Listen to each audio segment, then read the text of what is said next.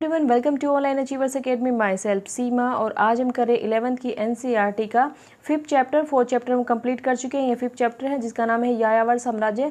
यायावर साम्राज्य की अवधारणा विरोधाभास प्रतीत होती है। मतलब पहले टॉपिक का नाम समझिए क्या कहना चाह रहा है। यायावर साम्राज्य होता है क्या? यायावर क्या होते हैं? अस्थायी लोग, घुमक्कड़ लोग, एक तरह से किनको बोला गया? बर्बर लोग, ठीक है, जो इधर से उधर घूमते रहते हैं। और साम्राज्य का मतलब एक अलग विहित चीज़ होती है। यायावर और साम्राज्य एक अलग है बिल्कुल, ठीक है। यायावर घुमक्कड़ तरह के लोग होंगे, अस्थायी लोग होंगे, बट ये जो साम्राज्य क्या होता है, जिसकी अपनी भूमि होती है, अपनी भौतिक व्यवस्था होती है, अपनी राजनीतिक व्यवस्था होती है। तो यायावर साम्राज्य कैसे तैयार करते हैं, तो वो इस टॉपिक के अंदर है, ठीक है। घुमक्कड़ लोग एक सिस्टम से कैसे रहते हैं, अपना सिस्टम कैसे बनाते हैं, तो वो चीज़ें हैं। तो इस पैराग्राफ में यही बताया गया है, ठीक है। आगे चलते हैं। इसमें क्या है कि ये कहते हैं कि एक जनजाति है, एक जाति थी, कौन सी थी? मंगोल। और जिसका संस्थापक रहेगा, जिसकी स्थापना करेगा चंगेज़ खान, ठीक है। कौन करता है? चंगेज़ खान इसकी स्थापना करता, ये रहा, ठीक है। तो चंगेज़ खान ने अपना एक मंगोल शासन, अपना एक मंगोल जाति बनाई। और ये कहाँ थी? मध्य एशिया में, स्टेपी एरिया था, स्टेपी घास के मैदान वाले एरिया में ये जनजाति उत्पन्न हुई, वहाँ फैली, ठीक है। और टाइमिंग था 13वीं से 14वीं शताब्दी, बस ये याद रखना है। ये थोड़ी थोड़ी कृषि भी करते थे, मतलब वो पशुओं का मांस वगैरह भी खाते थे, शिकार भी करते थे। दो एरियो में बटे हुए थे। एक एरिया वाले लोग वो थे जो कृषि वगैरह थोड़ा बहुत करते थे, और एक एरिया वाले वो लोग थे जो शिकार वगैरह किया करते थे, ठीक है। तो ये चीज़ें थी। तो धीरे धीरे क्या है, समाज इनका बढ़ने लगा था, एक सिस्टम बनने लगा था, और इन्होंने अपना एक सैनिक तंत्र तैयार कर दिया था, ठीक है। किसने? चंगेज़ खान ने एक सैनिक तंत्र तैयार कर दिया था, बहुत ही अच्छे वाला, जिससे पूरा फिर उन्होंने अपना यायावर साम्राज्य के लिए पूरा कदम उठाए और एक बड़ा सा क्या वंश बना दिया, मंगोल वंश, ठीक है। तो इनके बारे में हमें जानकारी कहाँ से मिलती है, तो पहले ये देख लीजिए। इनका अपना कोई इतिहास नहीं था, अपने दरबार में इनके कोई इतिहासकार नहीं थे, क्योंकि पढ़े लिखे थोड़ी ना थे, ये तो एक तरह से कबीले टाइप में बर्बर तरह के से जीवन जीते थे। अपना कोई नहीं था, बाहर से लोग आ रहे थे, जिसमें कौन थे? इतिवृत्त थे। इतिवृत्त का मतलब होता है समकालीन, तवारीख जिनको बोला गया, समकालीन लोग थे, समकालीन इतिहासकार थे, ठीक है। यात्रा, जो यात्रा करने आ रहे थे। नगरीय साहित्यकार और दस्तावेज, मतलब जो भी प्रशासन से रिलेटेड बातें लिखी हुई थी, उसके दस्तावेज से रिलेटेड बातों से ही पता चलता है, कुछ थोड़ा बहुत लिखा हुआ था, ठीक है। तो ये चीज़ों से ही इनके इतिहास के बारे में पता चलती है। इसमें वो लोग थे जो इनके दरबार में शरण ले रखी थी। जस्ट मैं आपको बता रही हूँ, समझ लेना पैराग्राफ्स में क्या लिखा होगा, क्योंकि इनकी लैंग्वेज थोड़ी सी अलग होती है। ये कह रहे हैं कि कुछ लोग तो ऐसे थे जो इनके बारे में लिखते थे, वो लोग थे जो पहले से ही इनकी अज्ञात बातें थी, इनके पास ज़्यादा सूचना नहीं थी, और पूर्वाग्रह से ग्रसित थे। पूर्वाग्रह से ग्रसित होने का मतलब होता है पहले ही मेंटलिटी सेट करना कि ये तो ऐसे हैं, तो वैसे हैं, ठीक है। या वो इंसान, भाई फला इंसान ऐसा है, फला इंसान ऐसा है, पहले ही उसके बारे में मेंटली सेट करना, उसे मिलना, देखना, बात करना दूर की बात होती है। तो ये क्या कहते हैं? ये पूर्वाग्रह है। तो कहते हैं कि कुछ इतिहासकारों ने जिन्होंने इनके बारे में लिखा ना, पहले ही पूर्वाग्रह, मतलब उनके अंदर पहले से ही मेंटलिटी सेट थी, ठीक है। और कुछ इतिहासकार ऐसे थे जिन्होंने इनके बारे में जाना, सोचा, समझा और लिखा भी है, ठीक है। उसके बाद ये कहते हैं कि इनमें से कुछ ऐसे थे जो इसके दरबार में रहते थे, इनकी शरण ले रखी थी, मतलब वहाँ पे रहते थे मंगोलिया में, मंगोल शासक, मंगोलिया एरिया बोला जाता है ना, कुछ वहाँ पे रहते थे, जैसे बौद्ध हो गए, कन्फ्यूशवादी हो गए, ईसाई हो गए, तुर्क हो गए, मुसलमान हो गए। ये इनके बारे में कुछ लिखते हैं, बट इनको भी ज़्यादा ज्ञान नहीं पता था इनके बारे में। इनके लिए बस सहानुभूति दिखाते, क्योंकि वहाँ रहते थे, तो इनके लिए सहानुभूति दिखाते, इनके बारे में थोड़ा प्रशंसा वगैरह कर देते हैं, ठीक है। कुछ लोग इनको लुटेरा बताते हैं, कुछ इनकी निंदा करते हैं, तो सब अलग अलग तरह से। कुल मिला के इनके अपने इतिहासकार तो थे नहीं, तो जो दूसरे इतिहासकार है वही इनके बारे में लिखते हैं, ठीक है। तो कहा जाता है इनको यायावर समुदाय को आदिम बर्बर के रूप में पेश किया गया है। उन पर बर्बर जो वर्ड है इनके लिए यूज किया गया बर्बर, ठीक है। और बर्बर का मतलब क्या होता है? एक तरह से आदिवासी। देखिए लिखा हुआ है जैसे बर्बर, अंग्रेजी में बारबेरियन, और शब्द यूनानी भाषा में बारबोसा कहा जाता है, ठीक है। शब्द में इसका मतलब क्या इनके लिए, क्या किन के लिए वर्ड यूज किया हुआ है? वो जो बर्बर करते रहते हैं, मतलब एक तरह से भीड़ भाड़ वाले इलाके को, एक तरह से जिनको कोई डिसिप्लिन नहीं होता, कुछ माहौल नहीं होता, ये डरपोक होते हैं, विलासपूर्ण होते, निष्ठुर होते, लालची होते, इस तरह के लिए वर्ड यूज किया है बर्बर वर्ड, ठीक है। और वही बर्बर इनके लिए यूज किया हुआ है। तो ठीक है, तो याद रखना थी बर्बर वर्ड यूज़ किया हुआ है किन के लिए, यायावर आदिवासियों के लिए। जैसे हुणों के लिए बर्बर वर्ड यूज़ किया हुआ है, हुणों के लिए, हुण जाति जो भारत में अटैक करती थी। रोम वालों ने जो बर्बर वर्ड है वो जर्मन जनजाति, जैसे मैंने आपको रोम टॉपिक पढ़ाया था ना, उसमें मैंने आपको बताया था कि जो इनका बाइजेंटाइन साम्राज्य है उस पे है ना जर्मनी जाति जनजाति अटैक करती थी और ये उनको बर्बर बोलते थे, ठीक है। या हुण हो गया, उसको बर्बर बोला गया था। तो एक तरह से इनको भी क्या बोला गया, बर्बर के लिए, इनके लिए जो वर्ड यूज़ किया वो बर्बर यूज़ किया हुआ है, ठीक है। तो फिर आगे बता रहा है कि इनके इतिहास है वो सोवियत संघ, रूस वाले भी इनके इतिहास को लिखते हैं, ठीक है। इनके इतिहास के बारे में जानकारी लिखी जाती है, चंगेज़ खां के बारे में, जो इनके उभरते हुए साम्राज्य के बारे में लिखा जाता है। तो राइटर्स के कुछ राइटरों के नाम हैं वो देख लीजिए आप। पहला रहेगा आपका याकोवालेविच, व्लादिमीर स्टोव, मतलब जैसे विद्वान थे, वैसिली व्लादिमीरोविच और बार्टोल्ड। ये बार्टोल्ड के बारे में कहा जाता है, इसने जो उनके बारे में लिखा वो बाद में क्या करने लगा था, प्रतिक्रिया क्रांति करने लगी थी इसकी विचारधारा। ये उनके बारे में अच्छा लगता है, मतलब अच्छा बताता है कि भाई ये ऐसे हैं वैसे हैं शक्तिशाली हैं। तो इसकी जो क्षोभ पैदा होने लगा था रूस वाले एरिया में, स्टालिन ने इसकी विचारधारा को बंद कर दिया गया था और बाद में इसकी बुक पर रोक लगा दी थी। फिर बाद में 1960 में इसकी बुकों को क्या करते हैं, मान्यता मिलती है, आगे जाके इसकी बुक के जो पार्ट उनका क्या होता है, मतलब आती है सामने। उसके बाद नेक्स्ट है सबसे प्राचीन विवरण मंगोल उन न्यूटोबियन, मतलब मंगोलों का गोपनीय इतिहास मंगोल और चीनी भाषा में मिलते हैं, एक दूसरे से अलग हैं। एक ही इतिहास, एक ही आदमी ने अगर एक ही बुक को लिखा है दो लैंग्वेज में, तो उसने इस वाली लैंग्वेज में अलग बातें प्रेजेंट की और इस वाली में अलग की, ठीक है। मार्को पोलो जो भारत में भी आया था, मार्को पोलो इटली इतावली यात्री, इसने भी इसके इन मंगोल के दरबार में गया और उन्होंने भी इसके बारे में लिखा। इसने भी लैटिन और इतावली दो लैंग्वेज में लिखा, इटली इतावली का तो ये था इसलिए उस लैंग्वेज में लिखा, और लैटिन भाषा में, लातीनी भाषा में। इसने भी इन दोनों बुकों में मंगोलों का इतिहास अलग अलग लिखा। तो कन्फ्यूजन क्रिएट कर रहे हैं ना ये सब लोग, भाई एक ही बात को अगर दो लैंग्वेज में लिख रहे हैं तो अलग अलग क्यों लिखा जा रहा है। तो यही सारी बातें इसमें बताई गई है। कह रही कि बहुत ज़्यादा रिसर्च इन पे हुई है, होने के बाद अब जाके थोड़ी थोड़ी बात इनके बारे में पता चली है और अब भी थोड़ी सी छानबीन इनके बारे में रहती है, जो रिसर्च करता भी कर रहे हैं ये चीज़ें। तो स्टार्ट करते हैं। अभी हमने बस सिर्फ ये पढ़ा है कि यायावर साम्राज्य होता क्या है, स्टार्ट किसने किया इनको, और उसके बाद इतिहासकार सोर्सेज कहाँ से प्राप्त होते हैं। भी अपना तो कोई इनका इतिहास था नहीं, समकालीन इतिहासकार थे या फिर यात्रा वृत्तांत वाले थे, क्या कुछ इनके बारे में कह रहे हैं, किसने किसने दो लैंग्वेज में लिखा, ये चीज़ें थी बस, इसके अंदर और कुछ नहीं था। भूमिका पे चलते हैं। बस ये बता रहा है कि जो ये मध्य एशिया में स्टेपी प्रदेश था ना, एक नई राजनीति का उद्भव हुआ वहाँ, ठीक है। और मंगोलों ने इसको संगठित किया। इस चंगेज़ खान की जो राजनीतिक दूरदर्शिता है उसके बारे में बता रहे हैं कि मध्य एशिया के स्टेपी प्रदेश मंगोल जातियों का एक महासंघ मात्र बनाने में कहीं अधिक दूरगामी देखे हुए। ये क्या कह रहे हैं, धीरे धीरे पहले तो एक कबीले थे, ठीक है, एक परिवार के रूप में रहते थे, परिवार के रूप में धीरे धीरे क्या बन गए थे, इनके अपने परिसंघ बन गए थे। परिसंघ मतलब पितृवंश के आधार पर, भाई जो हमारा पिता के पूर्वजों के से रिलेटेड है हम उनकी टुकड़ियों में शामिल हो जाते हैं, उनके कबीलों में शामिल हो जाते हैं, ठीक है। या फिर शक्तिशाली कबीला है कोई, उसे दोस्ती कर ली अपने साथ, मतलब मिला लिया, ऐसे कबीलों में बटा हुआ था। अभी तो एक परिसंघों में पितृवंश के अकॉर्डिंग बटा हुआ था, ठीक है। तो ऐसे ऐसे धीरे धीरे करके बड़े बड़े महासंघ बनने लगे और धीरे धीरे इनके पास अच्छी सेना होने लगी। तो उन्होंने दूसरी जातियों पर हक जमाना शुरू कर दिया था। जैसे उत्तरी चीन है, तुरान है, अफगानिस्तान है, ईरान, रूसी स्टेपी प्रदेश युद्ध अभियानों में नेतृत्व में प्रत्यक्ष संचालन में क्या किया था इन्होंने, चंगेज़ खां का सौंपन है धीरे धीरे बहुत बड़ा, मतलब विस्तार करना था एरिया पर, बहुत लंबे एरिया पर अधिकार करना था। ये कहता था कि मैं क्या हूँ, भगवान का अभिशाप हूँ, मैं भगवान का दंड हूँ और मैं ये दंड देने तुम्हें आया हूँ, ये वर्ड थे इसके लिए। और इसने अपना खौफ बना दिया था। इसके बारे में क्या कहा जाता है कि चंगेज़ खान के आदर्शों के मुताबिक, मतलब जैसा वो था उसने ऐसे आदर्श दिए अपने परिवार वालों को।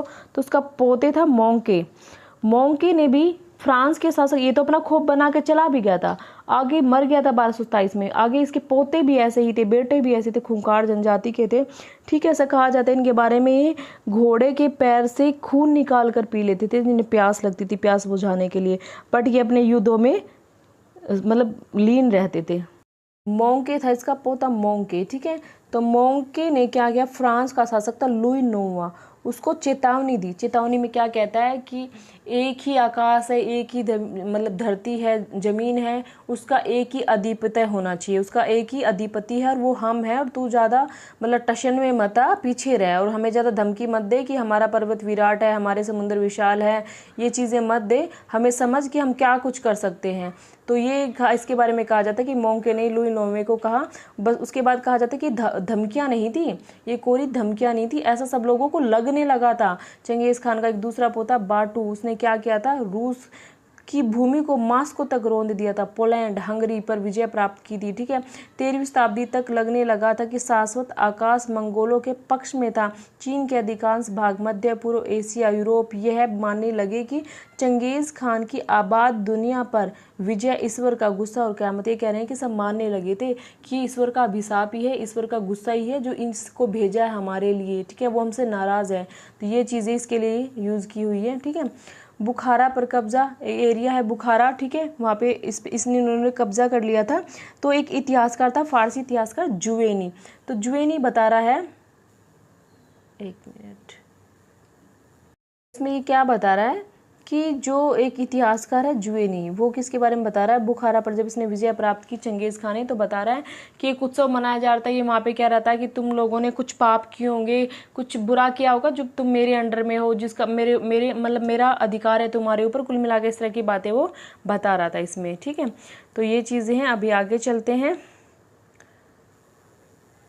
मंगोलों का विशाल साम्राज्य को ये कह रहे हैं कि ये इसमें कुछ नहीं है, बस ये बता रहा है कि कैसे कैसे शासन को नियंत्रित करता, विशाल सेना बनाई, विशाल प्रशासन को उसने कंट्रोल किया। अभी आते हैं इनका सामाजिक और राजनीतिक पृष्ठभूमि कैसे था भाई, भौतिक चीज़ें कैसी थी वो चीज़ें याद रखना। ये कह रहे हैं कि ये लोग पूर्व में तातार, खितान और मंचू लोगों से और पश्चिम में तुर्की कबीलों से भाषागत समानता में होने के कारण परस्पर संबंधित। जो मंगोलिया वाला एरिया पड़ता है जैसे यहाँ पे, तो ये बता रहे जो पूर्व वाला एरिया ना, पूर्व, उसमें तो तातार, खितान और मंचू, तातार, खितान और मंचू वाला जो एरिया था, और पश्चिमी था ना, जो पश्चिमी में तुर्की कबीले थे, इनसे इनकी भाषा, लैंग्वेज की समानता होने के कारण इसमें आपस में संबंध हो गए थे। ठीक है, कुछ मंगोल पशुपालक थे, क्योंकि अलग अलग कबीलों में थे, अलग अलग इन्हें परिसंघ बना रखे थे ना। ठीक है, पितृवंश बना लिए थे उन्होंने अपने अलग अलग। जैसे पितृवंश कैसे कि ये देखिए, अगर कोई मंगोल वंश का है तो वो मंगोल एरिया में चला गया। ठीक है, उनके फादर तुर्क हैं तो वो तुर्क वंश में चला गया। तो ये भी तुर्क जो हम पढ़ते हैं ना, भी तुर्क आ गए, मंगोल आ गए, तो थे तो ये यायावर साम्राज्य के, बट ये इन्होंने अपने अपने अलग अलग परिसंघ बना लिए, अपने अपने अलग अलग संघ बना लिए थे। तुर्क वाले अलग हो गए थे, मंगोल वाले अलग थे, ये यही खाना बदोशी। ठीक है, तो ये कह रहे हैं कि कुछ तो मंगोल पशुपालक थे, कुछ शिकार करते थे। मैंने बताया था ना आपको, कुछ पशु पालते थे, थोड़ी बहुत कृषि करते थे, और कुछ क्या करते थे, कुछ शिकार करते थे। ठीक है, पशुपालन में घोड़ा, सबसे पहले घोड़े थे वहाँ पे, कि वहाँ के जो एनवायरनमेंट था ना, जो वहाँ पे गोबी मरुस्थल था दक्षिण की साइड, वहाँ के एनवायरनमेंट में घोड़ों के लिए बहुत अच्छा था। ठीक है, और घास के मैदान थे, घास फूस खाते रहते थे जो पशु थे, भेड़ें थी, बकरियाँ थी, ये सारे ऊँट वहाँ पालते थे, सॉरी ऊँट होते थे गोबी के मरुस्थल में। घोड़े वहाँ पूरे एरिया में फेमस माने जाते थे, वहाँ के घोड़े काफ़ी फेमस थे। ठीक है, तो मैंने स्पेशली पशु जो ऊँटों के लिए कहा है कि दक्षिण में गोबी मरुस्थल था, वहाँ पे ऊँटों का पालन पोषण होता था। मतलब कुल मिला के घोड़े, भेड़, ऊँट, पशु ये सारे वहाँ पर थे मंगोलिया एरियाज में। ठीक है, उसके बाद इनके मनोरम था और अत्यंत विस्तृत और लहरिया मैदानों से घिरा था। पश्चिमी भाग में अल्ताई पहाड़ों में बर्फीली चोटियाँ थी। ये कह रहा है कि जो इनका एरिया था ना, वो कैसे कैसे था वो देख लीजिए। इनका जो एक क्षेत्र था वो आज जैसे ही अत्यंत मनोरम था। ठीक है, अत्यंत विस्तृत और लहरिया मैदान से घिरा हुआ था। पश्चिमी जो भाग था ना, वहाँ अल्ताई की पहाड़ी थी, इसके जो पश्चिमी भाग पे अल्ताई की पहाड़ियाँ और बर्फीली चोटियाँ थी। दक्षिण भाग में गोबी का मरुस्थल था। ठीक है, उत्तर और पश्चिमी क्षेत्र में, उत्तर वाला ये पश्चिमी वाला जो अक्षेत्र है, ठीक है, उत्तर और पश्चिमी अक्षेत्र में क्या था, ओनेन और सेलंगा नामक मतलब नदियाँ थी और बर्फीली पहाड़ियाँ थी। ठीक है, तो इनके उत्तर में क्या थी, ओनेन और सेलंगा नदी, ये चीज़ें झरने थे, और पशु चारण के लिए यहाँ हरी भरी घास थी, छोटे छोटे शिकार अनुकूल रीतियों के अनुसार होते थे। शिकारी संग्रहक लोग, मतलब कुल मिला के यहाँ का जो मंगोलिया वाला जो एरिया था, इनके आसपास का एरिया तो बहुत ही अच्छा था, जो जहाँ इन्होंने अपना क्या किया था, स्टार्ट किया था प्रशासन को। पशुपालन लोगों की तुलना में अधिक गरीब होते थे, वे ग्रीष्म काल में पकड़े गए जानवरों की खाल वगैरह, ये मैं बता देती हूँ। कहते हैं जैसे 2 एरिया में बटे हुए थे ना, जो पशुओं को पालते थे तो वहाँ मौसम चेंज होता रहता था, तो शुष्क मौसम हो जाता, घास वगैरह सूख जाती थी, पशुओं को पालना मुश्किल हो जाता था। तो क्या होता था कि वहाँ पे जो चीज़ें उनको अपने जीवन यापन करने में काफ़ी परेशानियाँ होती रहती थी। ठीक है, लंबे समय तक जो शुष्क गर्मी ऋतु आती रहती थी तो उसमें अपना इन्होंने जीवन यापन करना काफ़ी ही मुश्किल हो जाता था। ठीक है, तो ये चीज़ इसके बारे में बता रहा है। आपको जो प्रीसंग बताया हुआ था ना, प्रीसंग बना लिए थे, प्रीसंग मतलब इन्होंने अपने अपने संग बना लिए थे। ठीक है, तो ये रे प्रीसंगों की सूची इसमें दी गई है, देख लीजिए कैसे दी गई है। देखो, ये जो सियुंगनू है ये तुर्क थे, जुआन जुआन है ये मंगोल थे, एफ्थलेट हुन थे ये मंगोल थे। तो इस तरह के इन्होंने क्या किया, मतलब कहते हैं ना तूचे कौन किससे बिलोंग करते थे, तुर्क से बंद करते थे। उइगुर तुर्क से बिलोंग करते थे, खितान मंगोल से बिलोंग करते थे, जुआन जुआन मंगोल से बिलोंग करते थे। तो इस तरह इन्होंने अपने क्या बना लिए थे, इन्होंने अपने परिसंघ बना लिए थे। तो यही चीज़ें इसके अंदर बताई गई है कि लूटपाट करते थे, प्राय परिवारों के समूह के आक्रमण करने के लिए अपनी रक्षा, मतलब एक तरह से क्या करते थे, रक्षा करने हेतु शक्तिशाली संपन्न कुलों से मित्रता कर लेते थे और परिसंघ बना लेते थे। तो मतलब अपने आप को बचाने के लिए, अपने संघ को बचाने के लिए बड़े बड़े कबीलों के साथ क्या कर लेते, दोस्ती कर लेते थे, फिर एक बड़ा संघ बन जाता था। ऐसे कर करके इन्होंने क्या बना लिए थे, ये संघ बना लिए थे। स्युंगनू, जुआन जुआन, एफ्थलेट हुन, तूचे, उइगुर, ये संघ थे। कोई तुर्क संघ बोला जाता था परिसंघ और कोई मंगोल परिसंघ बोला जाता था। तो यही चीज़ें थी इसमें। खेती वगैरह किया करते थे, समाज में एक तरह से अपना जीवन यापन करते थे, वस्तु विनिमय, वस्तु को लेने देने का व्यापार किया करते थे। किसके साथ करना शुरू कर दिया था ना, चीन के साथ करना शुरू कर दिया था। क्या करते थे, चीन के साथ व्यापार करने लगे थे, वहाँ से अपनी चीज़ें दे देते थे और चीज़ें ले लेते थे। बाद में धीरे धीरे जब इन्हें लगा कि ऐसे चीज़ों का लेन देन से नहीं हो रहा था तो क्या करने लगे थे, चीन पर अटैक भी करने लगे थे, आक्रमण करने लग जाते थे, लूटपाट करते चीन के साथ बहुत ही।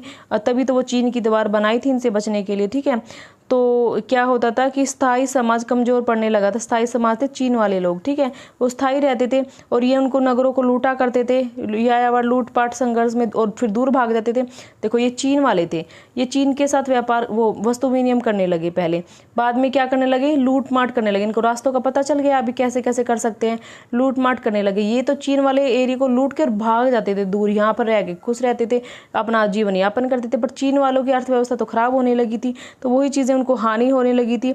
तो इसकी स्थिति बहुत ज़्यादा स्थिति पहुंची और अपनी प्रजा की रक्षा के लिए चीन के शासकों ने किलेबंदी करना आरंभ कर दिया था।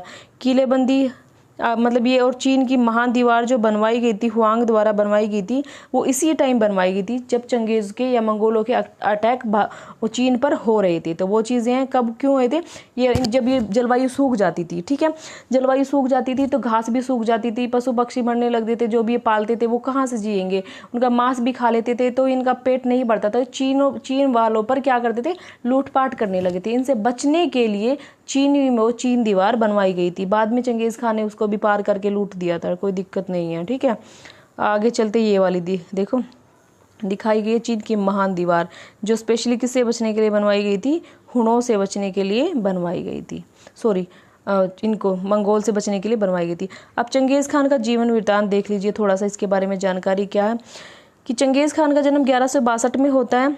मंगोलिया के उत्तरी भाग ओनो नदी, मंगोलिया है जो एरिया पर इनका अधिकार था उसको बोलते हैं मंगोलिया वाला एरिया। ठीक है, ओनो नदी अभी हमने पढ़ी है ना, उसके उत्तर और पश्चिम में ओनो नदी थी, तो वहाँ पे उसका वो क्या होता है, जन्म होता है। नाम पिता, इसका जो प्रारंभिक नाम था तेमुजिन था, याद रखना। चंगेज खान तो बाद में इसकी उपाधि मिलती है, जो इसका नाम था वो तेमुजिन था। पिता का नाम येसुजेई, और ये कियात कबीले के मुखिया थे। क्या थे, कियात कबीले के मुखिया। तो अगर इसका नाम पूछे बचपन का नाम क्या था, तो उसके बचपन का नाम रहेगा, उसके बचपन का नाम तेमुजिन। ठीक है, और पिता का नाम येसुजेई, और उसके बाद ये है ना कियात कबीला, किस कबीले से बिलोंग करते थे, कबीले का नाम था कियात, और एक कुल होता है ना, जैसे कुल होता है तो कुल का नाम था बोर्जी गिद्ध। तो बचपन में ही क्या थी, इसके पिता की हत्या कर दी जाती है, इसके चाचा के द्वारा तुगरिल के द्वारा इसकी हत्या कर दी जाती है, और इनका लालन पोषण इनकी माता बड़ी मुश्किल से करती है। माता थी ओलून ईके, नाम कोई ज़्यादा जरूरी भी नहीं है, वैसे एक बार नज़र में निकाल लेना। ओलून ईके इनकी माता का नाम, तो बड़ी मुश्किल से इनका पालन पोषण करती है। कहते हैं बचपन में ही इसका भी, तेमुजिन का भी अपहरण कर लेते हैं 1170 में। 1162 में तो जन्म ही हुआ था, 1170 में इसका और फिर इसकी पत्नी बोट है उसका भी अपहरण कर लिया जाता है। बड़ी मुश्किल से लड़ाइया लुड़ैया कर कुरा के इसके जो दोस्त हैं बोगू रचू और इसका प्रथम मित्र माना जाता है। और इसका सगा भाई आंडा, ये वर्ड है, पूछ सकते हैं आंडा का मतलब क्या था, सगा भाई, जम्मू का। ये दोनों इसकी हेल्प करते हैं और इनको छुड़वाते हैं, इसकी पत्नी को और इसको। बाद में क्या जम्मूका के साथ तो इसका विरोध हो जाता है और इनका युद्ध भी होता है आपस में।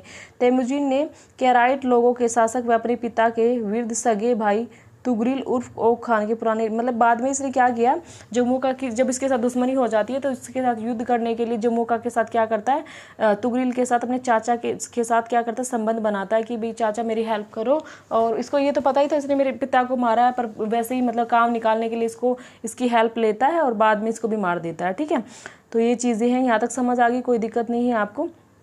चंगेज़ खां को ही बार बार तैमुज़ीन बोला जा रहा है, क्योंकि चंगेज़ खां इसको उपाधि मिलती है जब चंगेज़ खां बोला जाता है, पहले बचपन में इसका नाम तैमुज़ीन ही था। तो आगे चलते हैं। यद्यपि जम्मू का उसका पुराना मित्र था। अब हम पढ़ेंगे 1180 से 1190 तक का। अभी तो हमने पढ़ लिया कि 1170 में तो क्या किया था, उसको बंदी बना लिया था। जैसे तैसे वो 1170 से 1180 के बीच मतलब लड़ाई झगड़े होते रहते हैं, छूट जाता है कैद से, और कुल मिला के वो क्या करता है, फिर अपना जो युद्ध विद्रोह स्टार्ट हो जाते हैं। जम्मू का उसका पुराना मित्र था, बाद में उसका शत्रु बन जाता है। 1180 से 1190 के दिन तैमुजीन ओक खान का मित्र रहा। ठीक है, ओक खान का मित्र, ओक खान किसको बोला गया है, ओग खान बोला गया है। इसके चाचा तुगरिल को का नाम ओग खा भी बोला गया है। तो उसका मित्र बनता रहा। इसी मित्रता का इस्तेमाल करके जम्मू का जैसे ही शक्तिशाली प्रतिद्वंदियों को बर्दाश्त करता रहा। जम्मू को पराजित करने के बाद तैमुजीन ने, समझ आ गया ना क्या कह रही हूँ मैं, जो तुगरिल था ना इसका चाचा, जिसने इसके पापा को मारा था, बाद में इसने उसी को मित्र बना लेता है। उसको ओंगा खान नाम से भी जाना जाता था इसके चाचा को। तो जम्मू का इसका विरोध करने लगा था, बाद में किसी चीज़ को लेकर बहस होने लगी थी, तो पहले इसने अपने चाचा के साथ मिलकर उस जम्मू को मारा। और चाचा ने तो सपोर्ट किया, भी कोई नहीं अपने भाई को मार रहा है, मुझे क्या दिक्कत है। ठीक है, उसने उसको सपोर्ट किया, उसने उसको मार दिया। तो इसके बाद इसके पास आत्म विश्वास आने लगा कि हाँ मैं कबीलों को हरा सकता हूँ, उनसे आगे निकल सकता हूँ। तो इसके धीरे धीरे क्या किया, इसने कबीलों को हरा दिया, कबीलों के विरुद्ध युद्ध में निकल पड़ा और आगे मतलब बढ़ने लगा। इसमें से उसके पिता के हत्यारे शक्तिशाली तातार कैराइट को और खुद ओक खान, जिसके विरुद्ध उसने 1203 में युद्ध छेड़ा, 1206 में शक्तिशाली जम्मू का नेमन लोगों के निर्णायक, मतलब कुल मिला के इन सब लोगों को उसने पराजित कर दिया। ठीक है, और स्टेपी क्षेत्र में राजनीतिक में जो सबसे प्रतिभाशाली व्यक्ति के रूप में उभरा, उसकी इस प्रतिष्ठा को मंगोल कबीले के सरदारों की एक सभा, ये क्या है, कुरिलताई। तो आपसे पूछा जाए कुरिलताई क्या होता है, मंगोलों के सरदारों की एक सभा होती थी। ठीक है, जिसमें हर एक कबीले का एक एक आदमी होता था। एक सभा होती है, हर एक कबीले की जैसे एक सभा है और बहुत सारे कबीले हैं। ठीक है, हर एक कबीले का इस सभा में एक आदमी होता है, हर एक कबीले का इस सभा में एक आदमी है, तो उसको बोला जाता है कुरिलताई। तो कहते हैं कि जब ये सबको जीतने लगा ना, तो कुरिलताई ने इसको मान्यता दे दी थी। ठीक है, किसकी, समुद्री खान की या सार्वभौम शासक की उपाधि के साथ मंगोलों का महायानायक घोषित हो गया था, क्वीन ग्रेट किंग। ठीक है, तो किसने दी थी इसको, कुरिलताई ने मान्यता दे दी थी। कौन सी उपाधि दी थी, समुद्री खान या सार्वभौम शासक। अब जो सारे के सारे कबीले वालों ने इसको अपना क्या मान लिया था, शासक मान लिया था, क्योंकि सभा ने इसको क्या देती थी, अनुमति दे दी थी, क्योंकि सभी को जीतता हुआ जा रहा था। ठीक है, तो ये चीजें होगी। 1206 में कुरिलताई की से मान्यता मिलने से पूर्व चंगेज खान ने मंगोल लोगों को एक सशक्त अनुशासित सैन्य शक्ति के रूप में पुनर्गठित कर लिया था। ठीक है, ये कह रहा है कि जब कुरिलताई ने इसको मान्यता दे दी ना कि ठीक है अभी तुम शासक बन गए हो, कोई दिक्कत नहीं है, अब इसने क्या किया था, अपनी सैन्य शक्ति को एक सिस्टम से संगठित कर दिया था। पहले जो भी सेना होती थी ना, वो कबीलों के अधीन होती थी। किसके अधीन होती थी, कबीलों के अधीन। अब कबीलों की ही बात मानते थे, बट जब इसको मान्यता मिली तो इसने अपने अकॉर्डिंग चीजों को सेटअप किया और सारी सेना इसके अकॉर्डिंग चलने लगी थी। ठीक है, तो उसमें देखिए कि सैन्य अभियानों की सफलता इस प्रकार तय हुई। उसकी पहली मंशा चीन पर विजय प्राप्त करनी थी। उसकी पहली मंशा क्या थी, चीन पर विजय प्राप्त करनी। और उस वक्त चीन 3 पार्टों में डिवाइड था। चीन था ना जो 3 भागों में डिवाइड हो रखा था। तो पहले देख लीजिए कौन से 3 भाग थे। तो उस समय चीन 3 राज्यों में डिवाइड था जब चंगेज खान ने इस पर अटैक किया। उत्तर पश्चिमी प्रांतों के तिब्बती मूल के सियाओलोंग, ये वाला जो उत्तर वाला एरिया और इधर पश्चिम वाला एरिया है। ठीक है, यहाँ के जो लोग किसके अधीन थे, सिया लोग। ठीक है, उसके बाद जरचेन लोगों के चीन राजवंश को पेकिंग के उत्तरी क्षेत्र का शासन चला रहा था। मतलब ये कह रहा है कि जो लोग थे ना जरचेन लोगों के चीन राजवंश के पेकिंग के उत्तरी चीन क्षेत्र, दूसरा एरिया था पेकिंग के उत्तरी चीन क्षेत्र, पहला था उत्तर पश्चिमी प्रांत। आप जब नोट्स बनाओ ना मैं दोबारा समझा देती हूँ। जब आप नोट तैयार करो इसको 3 पार्टों में डिवाइड कर लेना ऐसे करके। एक पार्ट में आप क्या करोगे, एक पार्ट में इसको करोगे उत्तर पश्चिमी प्रांत, ठीक है, और वहाँ पर शासन था सीसिया लोग, ये हो गया। दूसरा है आप दूसरे पार्ट को करोगे पेकिंग के उत्तरी चीन क्षेत्र, ठीक है, पेकिंग के चीन उत्तरी क्षेत्र, ठीक है। सुंग राजवंश के आधिपत्य में दक्षिण चीन था। 1209 में हाँ आ गया समझ। जर्चेन लोगों के चीन राजवंश जो पेकिंग के दूसरे में है जर्चेन द्वारा, ठीक है। तीसरा जो एरिया था, पहला एरिया उत्तरी पश्चिमी प्रांत जिसको हैंडल कर रहे थे सीसिया लोग, ठीक है। दूसरा प्रांत था पेकिंग के उत्तरी चीन क्षेत्र, उसमें थे जर्चेन लोग, ठीक है। उसके बाद था आपका सीसिया लोग, ये कहाँ थे, ये थे दक्षिण में। तो कितने एरिया हो गए, 3, उत्तर पश्चिमी प्रांत, ठीक है, पेकिंग के उत्तर चीन, उसके बाद दक्षिणी चीन, इन तीनों पार्टों में डिवाइड था। अब इसने क्या किया, 1213 में चीन की महान दीवार को अतिक्रमण किया, 1213 में चीन की महान दीवार का अतिक्रमण किया और 1215 में पेकिंग नगर को लूटा। पेकिंग नगर कौन सा था, पेकिंग के उत्तरी चीन क्षेत्र को पूरा लूटा, जहां प्रशासन किसका था, जर्चेन लोगों का। उसके बाद चीन वंश के विरुद्ध 1234 तक लंबी लड़ाइयाँ चली और चंगेज खान इस अभियानों की प्रगति से खूब संतुष्ट हो गया और इसलिए उस क्षेत्र के सैनिक मामले अपने अधीनस्थों को देखरेख छोड़कर 1216 में मंगोलिया स्थित अपनी मातृभूमि लौट गया। क्या कह रहा है ये कि यहाँ पे खूब लड़ा, तीनों एरियो पे खूब युद्ध किया, मतलब इन जातियों पर अटैक किया और 1213 में चीन की दीवार पर अटैक करके पेकिंग नगर को लूट लिया, ठीक है। और 1234 तक खूब लड़ाइयाँ लड़ी। ये तो 1227 में ही मृत्यु हो गई थी इसकी, पर बाद में इसके जो पोते वगैरह बेटे हैं वो भी शासन कर रहे थे, वो भी अटैक कर रहे थे, तो वो साथ साथ अटैक करते जा रहे थे क्योंकि ये तो आ गया था वापस। फिर इसके बेटे वगैरह के अपने उत्तराधिकारी थे, उनके विरुद्ध छोड़ आया था प्रशासन को, भाई तुम संभालो, जीतो जो मर्जी तुम्हें करना है। तो 1234 तक चला था इनका सिस्टम, ठीक है। तो 1209 में स्टार्ट कर दिया था इसने, नहीं 1206 से ही स्टार्ट कर दिया था इसने, क्योंकि इसका पहला सपना यही था कि मैं चीन पर अधिकार करूं। 1234 तक इसने चीन को लूटा, इन्होंने सबने मिलकर पूरा का पूरा। 1216 में मंगोलिया स्थित अपनी मातृभूमि लौट आया था। ये 1216 नहीं है, या शायद 1226 था, हाँ 1216 में आ गया था ये वापस। कब तक, 1215 तक, 1213 तक लड़के 1215 में इसने पेकिंग को लूट लिया था। देखिए ये गया कब था, 1206 के आसपास ही चला गया था, ठीक है। जो अटैक मेनली रहा था ना, इसका मेनली अटैक रहा था 1213 में चीन की दीवार पर आता, 1209 में तो सिया लोगों को भी परास्त कर दिया था, ये वाले सीसिया लोगों को, ठीक है। उसके बाद जर्चेन लोगों को रह गया था इसको परास्त करना, तो इसने चीन की दीवार पार की थी। 1213 में उसको भी लूटा था और नगर को लूट लिया 1215 में, ठीक है।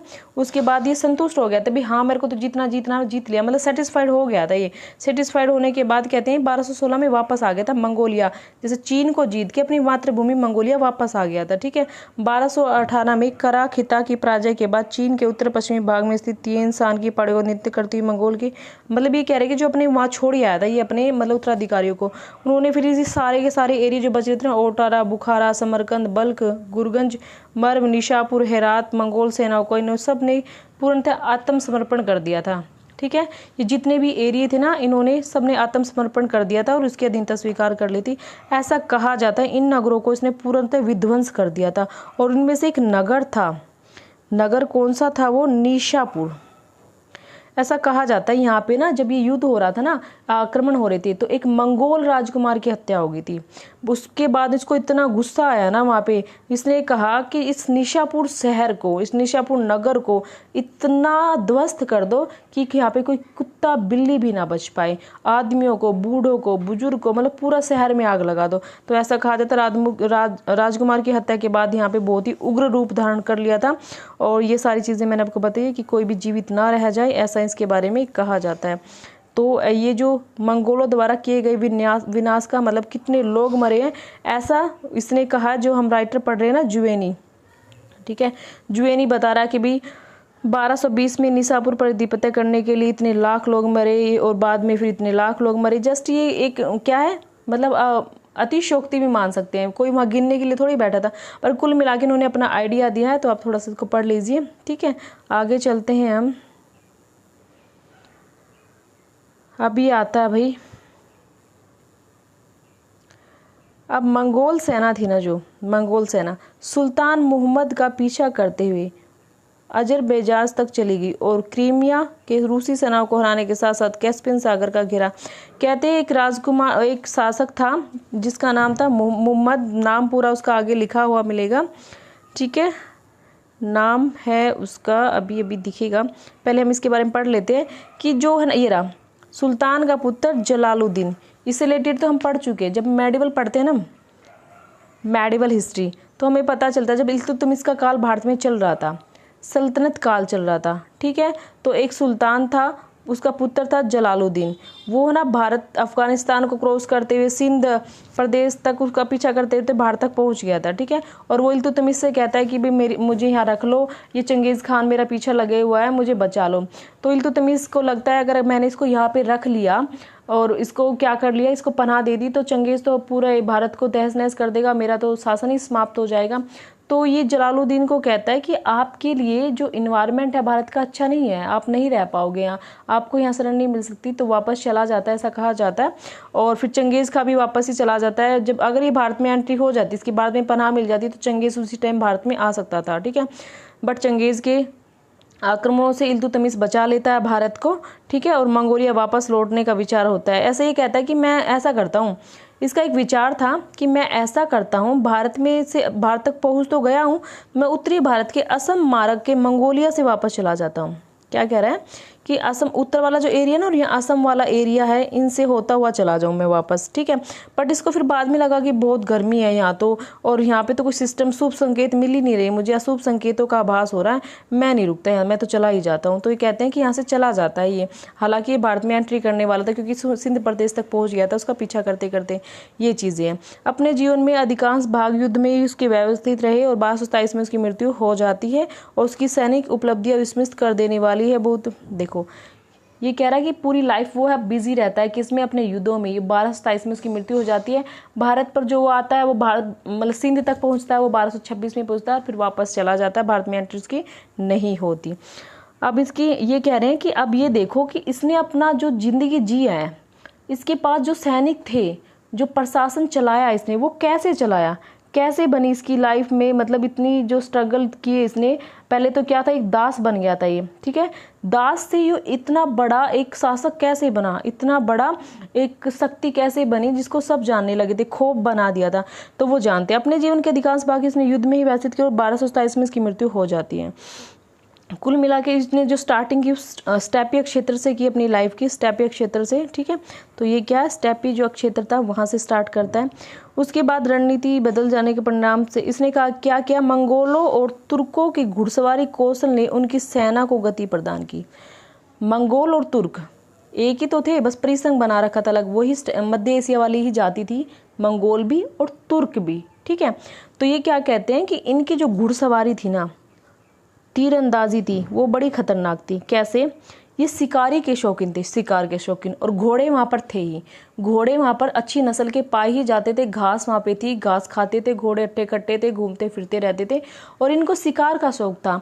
ये शिकार का शौक था तो एक घोड़े पर बैठकर तीरों के द्वारा तीरंदाजी से भाले से चलते चलते निशाने लगाया करते थे।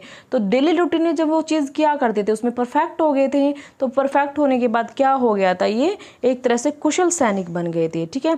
और वहाँ का जो मौसम था ना, इनको आसपास के मौसम के बारे में पता था कि कब बर्फ़ जमती है, कब हमें अटैक करना चाहिए, कब पानी होता है, ठीक है। जो ये चीन की दीवार थी ना, वहाँ पे क्या था, वहाँ पे पानी बहुत ज़्यादा था चीन की दीवार के आसपास। तो इन्होंने वहाँ पे अटैक तब किया जब वहाँ पे क्या बन गई, बर्फ़ बन गई, ठीक है। तो बर्फ़ों पे घोड़ों का चलना आसान था, तो वहाँ पे अटैक किया। मतलब उनको आसपास की क्या थी, पता थी जलवायु के बारे में कि कहाँ की कैसी जलवायु है, तो वो चीज़ ये थी। और उनके बारे में स्टेपी प्रदेश में घुड़सवार थे, फुर्तीले और बड़ी तेज़ी से यात्रा करते थे, वही चीज़ें बता रहे हैं, ठीक है। उसके बाद इन्होंने क्या किया था, जो एक चीज़ें थी ये शिविर में पैठ बनाने में सक्षम चंगेज़ घेराबंदी यंत्र, जो एक घेराबंदी करने की जो परंपरा थी वो, और बमबारी करना, ठीक है। ये सारी चीज़ें क्या थी, ये इनको पता थी कैसे कब करनी है। हल्के हल्के क्या थे ये, मतलब जो इनके औजार थे ना हल्के हल्के होते थे, क्योंकि घोड़े पर बैठ के भागते भागते भी क्या कर सकते थे, फेंक कर वार कर सकते थे, ऐसी इनकी बमबारी होती थी, ठीक है। और इसमें क्या था कि ये कैसे करते थे कि जैसे ही पहले जब दो सेनाएं आपने सामने होती थी, उस पर क्या करते थे, बुरी तरह से वार करते थे, उनको थका देते थे। जब उनको लगता था सेना थक गई है और ये भागने लग जाते थे वहां से, तो उनकी जो सेना अस्त व्यस्त होने लग जाती थी क्योंकि थक चुकी होती थी। उन्हें लगा था वे भी चले गए यहाँ पे, हम वापस मुड़ जाते हैं। तो जैसे इनको लगता था ना वो थक गए हैं, ठीक है, जैसे लगता था वो थक गए हैं, अनुशासन नहीं रहा उनके अंदर, अब वो उनके जो सेनापति इधर उधर हो गए, तो वापस आके उन पर अटैक करते थे। मतलब कुछ इनके पास क्या थी, टेक्निक्स ने बना रखी थी, ठीक है। अब ये कुछ डेट्स हैं, आप देख लेना इनको ध्यान से। ओके, अभी आगे चलते हैं। उसके बाद चंगेज़ खां के उपरांत मंगोल, कहते हैं कि चंगेज़ खां की तो मृत्यु हो जाती, उसके बाद मंगोल कैसे रहता है, कैसे उसका सिस्टम होता है, वो चीज़ें हम पढ़ेंगे, ठीक है। तो पहले आज के लिए इतना ही आप पढ़ लीजिए, फिर आगे मैं सेकंड पार्ट में आपको करा दूंगी, ठीक है। तो आज के लिए इतना ही काफ़ी, ध्यान से 2 बार जरूर देखना, क्योंकि टॉपिक थोड़ा सा मतलब घुमाया हुआ है कुछ नहीं इसके अंदर, बस कुछ वर्ड हैं जिनको आपको अच्छे से याद करने हैं और एक स्टोरी की तरह ही आपको उसको याद करना, ठीक है। इंपॉर्टेंट पॉइंट आपको कॉपी में लिख लेने हैं। Okay, bye bye.